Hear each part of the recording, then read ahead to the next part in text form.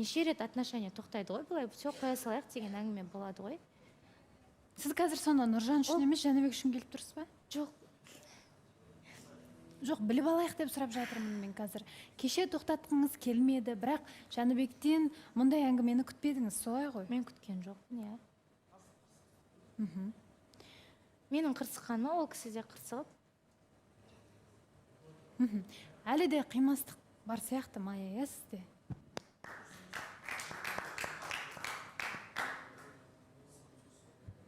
Мен еще негізі кеше жыламаймын деп до конца шыдап отырдым. Просто мынандай нәрсе ғой.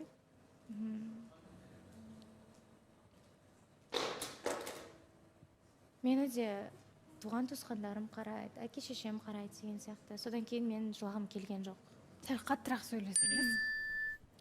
Соңына дейін көз жасымды ұстап отырдым. Мүлдем олай бұл жерде отырып мен жылағым келген жоқ.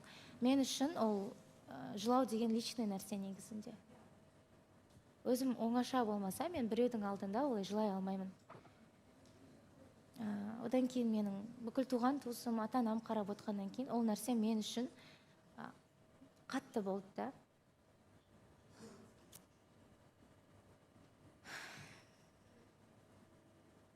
Біз енді кеше Нұржанмен де сөйлестік. Бұл нәрселердің бәрін мен Нұржанға да айтқан болатын. Не ұнамағанын. Бола саған негізі ол әңгімелер айтылды ғой. Негізі Жәнібек қанша рет бір 7-8 рет кешірім сұраса да қайтала қабылданбайтын кешірім деп айтты да Майя. Бірақ білмеймін қазір. Мен де ерегістім, ол да ерегісті деген әңгіме естіліп қалып ғой. Жәнібек кешегі тірлігіне бала бұл кісі таныстықты тоқтатпаған негізі. Жиналған. Көп жиналған. Досымен кездесуге жібергені, басқасы, барыс подкат білдіріп атқан кезде қызғанбағаны, соның бәрі жиналған екен бұл кісіде. Сөйлесу барысында солай айтты маған. Соның бәрі жиналды, бір еркектік мысы жоқ сияқты мені. Барыс өткен жолы сізге комплимент айтып, одан кейін тіпті мен бөлек тұрам деген сияқты әңгімелер айтты. Сол мәселеге байланысты айтып жатсыз ғой? Дәл сол нәрселерде. Соңғысы сол нәрсе болған. Барыстың жасаған тірлігіне Жәнібек тоқтау қоймағаннан кейін Майя кішкене өзі біртүрлі болып қалғанда, одан кейін кешегі үстіне тағы дәпкі болды, кешегі істеген нәрсесі. Содан кейін таныстық тоқтайды, енді мүлдем мен ол жігітпен таныстығым ары қарай жалғаспайды. Адам ретінде бір сыйласып қалатын шығармыз, бірақ сезім екеуміздің арамызда енді болмайды деген әңгіме болған негізінде. Солай айттың ғой Майя? Және? Осы жерде айта кетсем бола ма? Айтып жатыр ғой, негізі мына жерде барыспен ондай біздің арамызда мен барыспен сол үшін де ерегесіп қалған болатын. Мен бір Майяның тарапынан андай ниже блидность емес, шыны керек. Мен қатты қызғанам Майяны. Қызғанып келе жерімді, мені қазірдің өзінде қызғанып отырмын. Бірақ өткен досымен болған жағдай, мен әдейі істеген жағдайым болды ол. Мен айтып келдім ғой, осы уақытқа шейін мен Майя мені қызғанбайды, Майя іштеме. Мен оны әдейі істедім, өткен себебі мен қызғаныш сезім көргім келді. Тура сол кезде, оғанға дейін екеуміз сөйлескен кезде, онда ештеңе мен каждый раз Майядан сұрайтынмын.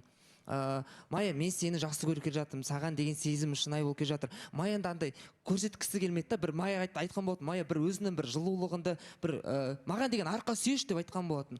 Бірақ ондай тарапынан қатты ол маған сенбеді. Содан кейін мен бір андай ерегеспен айтқан болатын. Мен солай айттым, досым айтқым, осылай жазасын, осылай істейсің деп. Сондай дүние болды ол. Жәнібек негізі былай ғой. Не дәлелдегіңіз келді, сіз олай жазып? Кімге не дәлелдегіңіз келді? Қызғаныш. Маған ба, өзіңізге ма?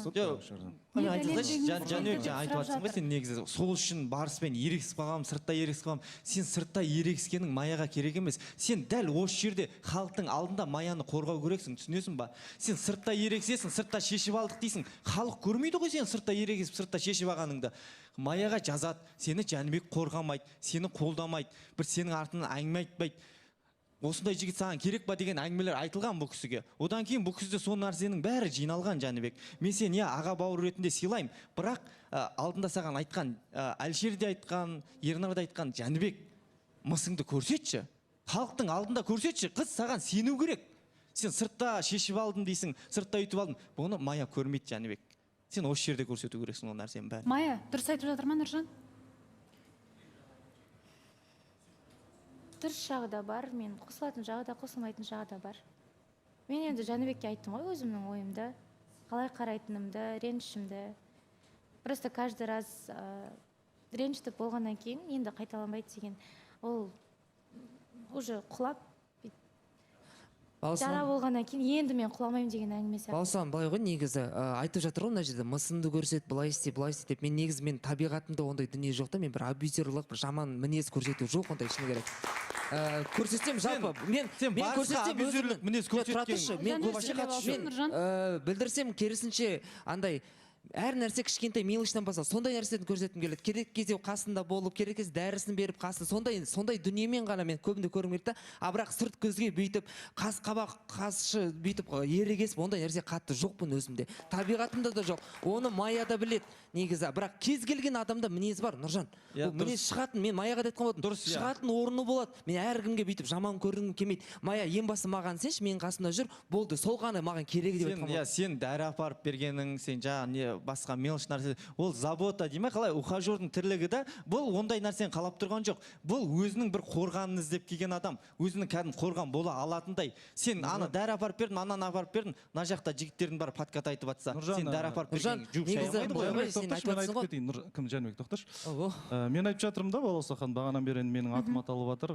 Білмеймін, Нұржан, сен күйіп пісіп отқаныңды, екеуіңе әлі таныстық басталған да жоқ. Енді оны қазір көре жатармыз алдыда. Өткенде Жәнібек пен Майя ортада отырған кезде мен пікір ретінде айтқан болатынмын. Мысалы, мен жалғыз тұрамын деген әңгіме неден басталды? Оның бәрі басында Майя отбасымызбен тұрмаймыз дегеннен болды. Мен мысал қылып келтірдім. Мысалы, мен жалғыз тұрамын. Мен Майяға айтқан жоқ, Майя сен маған ұнайсың деген аузымнан сөз шыққан жоқ. Майя менімен жүрейік. Мен Майяға сөз салған жоқпын. Әлі келіп жігіттер түйдей дүниеден бір түйедей дүниені шығарып жатыр да, мен ортаға қосып алған. Сендер үйтіп Нұржан, Жәнібек халықтың ойына бір басқалай сөзімді бөлме, Нұржан. Сен қазір енді екеуіңде мысалы бір-біріңе қарасам, екеуіңе де қарасам бір неуверенный сияқтысыңдар да, шыны керек. Мен кешеден бері ары тыңдап жатырмын, бері тыңдап жатырмын, әлі менің атым аталып жатыр. Егер неуверен болсаңдар, бұндай қадам жасамаңдар. Егер жасадыңдар ма, кеше айтылды ма осы жерде? Сен Майяға ауыстың, сен Жәнібек кімге, Ақеркеге ауыстың ба? Дарда еркексіңдер, ойланып істеулерің керек еді. Бүгін келіп ойланып қаппыз, қызулықпен айтып қойыппыз, үйтіп қойыппыз, бүйтіп қойыппыз. Мен айттым ба сол әңгімен? Жоқ, тұра тұр қазір. Қандай гарантия, Майя болсын, кім Ақерке болсын, ертең бір айдан кейін екеуі біз қателесіп қаппыз, қайтадан ауысамыз қыздар дегенге.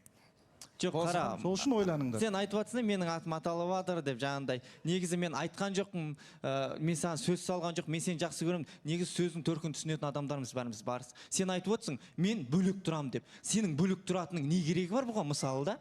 Сен сөйтіп жайлап қармақ тастап отырсың ғой барыс. Сен не керегі бар бұған сен бөлек тұратының? Сен қазір үш қайнаса сорпасы қосылмайтын адамсың бұмен.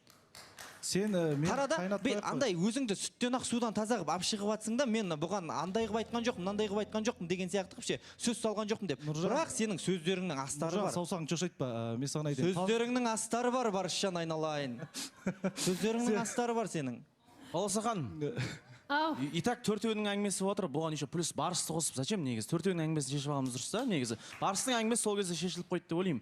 Мен Жәнібекті түсініп тұрған жоқпын. Нұржан жарайды, ол алдында біз Ақеркемен ұрысып, сол кезде таныстығымыз тоқтап қойған деп сен айттың, нақты дұрыс па? Бірақ Жәнібек қазір, мен қазір де қызғанып отырмын, кеше де қызғандым, бүйттім, сөйттім деп, сонда Ақеркенің чувствосы не болды деген бір ой келіп тұр да. Сонда Ақеркені әшейін сен бүйтіп сөз сала салып, ол қыз да кішкене жарайды деп бір шанс бергені бар. Сен былайынан келген кезде екі қызбен ойнап отырсың ғой Жәнібек мына жерде. Мен білмеймін, ойлап едім, Жәнібек кәдімгідей ақ көңіл, ой деп бір күліп қалған жігіт па десем, қулығы кәдімгідей бар екен ғой негізі, қу түлкінің қулығы. Қалай бұл сонда, бұл айтып ала дегенде қазір келіп түнде екеуі сөйлескен, кездескен, содан кейін конечно Жәнібектің ойы өзгереді 100%-ға. Ана жақта Ақеркені вообще ойлап отқан Жәнібекті мен көріп тұрған жоқпын. Мысалы қазір Ақеркеге қалай неприятно болып отырған еді, мысалы да. Білмеймін, мені вообще түсініксіз жағдай болып отыр. Ол нәрсе, онымен біз кеше Ақеркемен сөйлескен болатынбыз, бірақ біз кездеспедік Ақеркемен, бірақ телефонмен біраз бір 20 жарты сағаттай сөйлескен болатынбыз. Ол кезде Ақеркен өзі айтты маған, Жәнібек, қазір екеуміз кездесетін болсақ, қазір халық та басқалар да дұрыс емес ойлайды деп. Сондықтан біз кездеспейміз деген кездеспедік. Одан кейін мен сізге Жәнібек, сөзіңізді бөлейінші, Ақеркемен не айтқандарыңыз жайында, не сөйлескендеріңіз жайында айтып бересіз. Бізде дәл қазір жарнамадан кейін жалғастырамыз.